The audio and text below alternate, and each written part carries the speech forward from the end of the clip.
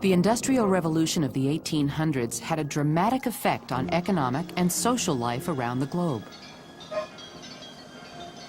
The economies of industrializing nations shifted from agriculture to manufacturing, from rural to urban.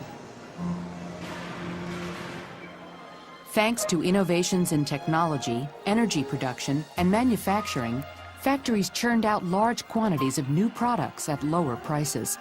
Almost overnight, cities swelled to support new industries. Soon, people were flocking to the growing cities, looking for work and a better life. Handling of the meat that really shocked everyone. And Upton Sinclair wrote about that in his book. And here are a couple of things that he found. He found that spoiled meat that didn't sell well was actually ground into sausage. And in many cases, this meat was discolored and obviously spoiled. Additionally, Sinclair found that they had a huge problem with rats. And here is what he writes in his book. He says, these rats were nuisances and the packers would put poisoned bread out for them.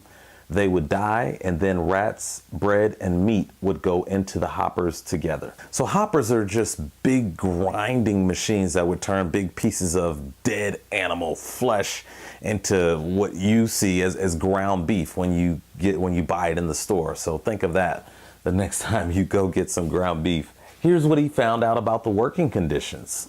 It was not uncommon for workers to lose their fingers working on the machines. He also wrote in his book, he talked about men who fell into the vats, and when they were fished out, there was never enough left of them to be worth exhibiting. Sometimes they would be overlooked for days till all but the bones of them had gone out to the world as Durham's pure leaf lard. And lard, think of lard as cooking oil, Crisco. And many of the workers who did this work were unskilled immigrant men who did a lot of the backbreaking and dangerous work. And in many cases, these rooms were dark. They didn't have any ventilation. It was hot in the summer, unheated in the winter.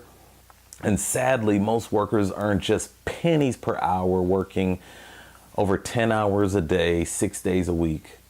And Sinclair also discovered that these companies would bring in what were called pace setters. Now, pace setters were workers who worked for 50 cents an hour. Wow, they worked for 50 cents an hour, and they worked very, very quickly because they had more skills.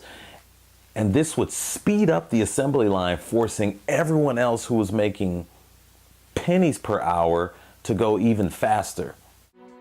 Americans were outraged, and they urged the United States Congress to pass the Meat Inspection Act of 1906. More federal laws followed that prevented packers from adding fillers and impurities to meat.